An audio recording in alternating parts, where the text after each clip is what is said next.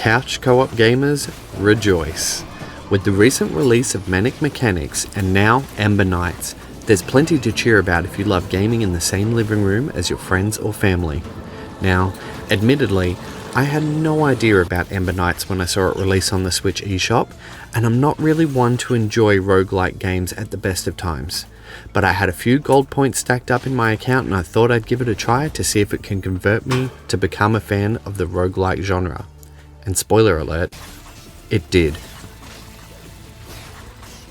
Opening up with a gorgeously rendered anime-style cutscene, the game tells the story of Praxis, the Mad Sorcerer, who has drained the life force out of the Ember Tree.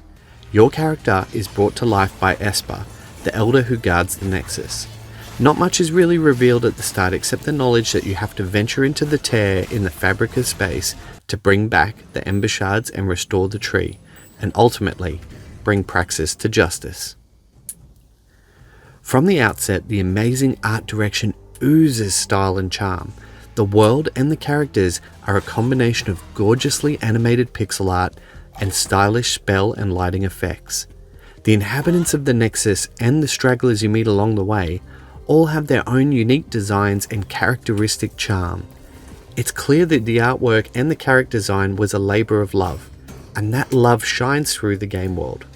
Levels are fun and littered with detail without too much going on, so the focus remains tightly on gameplay. This is where Ember Knights on Nintendo Switch really shines. The core gameplay loop, literally, is progressing, dying, upgrading, progressing, dying, etc., etc. While this may sound tedious, the game is something akin to the Tom Cruise film Edge of Tomorrow, where each iteration of your life is to discover something more before hitting the tear again, and again, and again, and again.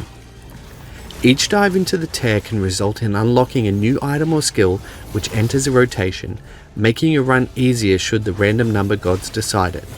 Skill certainly plays a part in how much you progress, and luck certainly decides your fate in the field.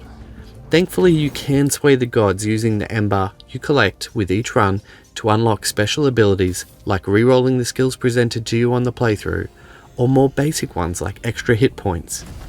It's this rewarding progression that makes a gameplay loop so addictive, and I spent a solid 5 hours playing through, with 3 of them simply working my way up to defeating the first boss.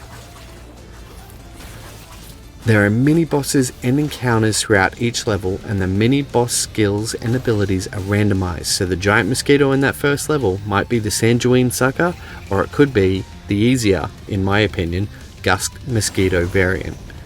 After thoroughly exhausting my character with countless loops, I enlisted some help and enjoyed 4-player couch co-op, which was an absolute blast, especially when the team switched loadouts to become a balance of ranged and melee attacks. Combat is fluid, fun, and rewarding, especially when you perform the perfect dodge into an attack and cut your way through enemies either solo or as a group.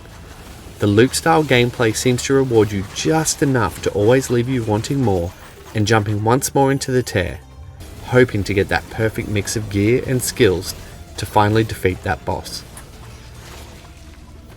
Sometimes, if you're lucky, you may even find a fallen adventurer who has an extra relic on them to give you the upper hand this time around.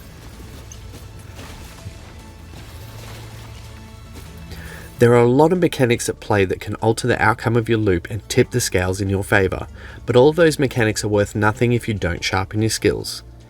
The game's fast-paced nature means you are always on the move, and if for some reason you stop, you might find yourself having a bad time. Those bad times rarely last though, as the more you play, the more you are rewarded, and those rewards even carry on to your multiplayer sessions.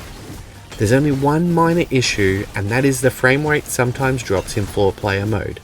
It doesn't take long to recover, and the fun, frantic nature of the game means it's not very noticeable in the thick of battle. As someone who has never enjoyed roguelike games, or is even put off with the idea of overly difficult games, or games that take pride in destroying you, I'm absolutely enthralled by Ember Knights on the Nintendo Switch. Its affordable price point, fluid and rewarding gameplay, and overall fun has drawn me into one of my favourite purchases this year on the Nintendo Switch. At under $30, you really can't go wrong with Ember Knights, a few friends, and some snacks. So, what's it like? Ember Knights would be the love child of Vampire Survivors and Castle Crashers. I award it a 90 out of 100. For more reviews, news, previews, and developer interviews, stay tuned to whatsitlike.com.au.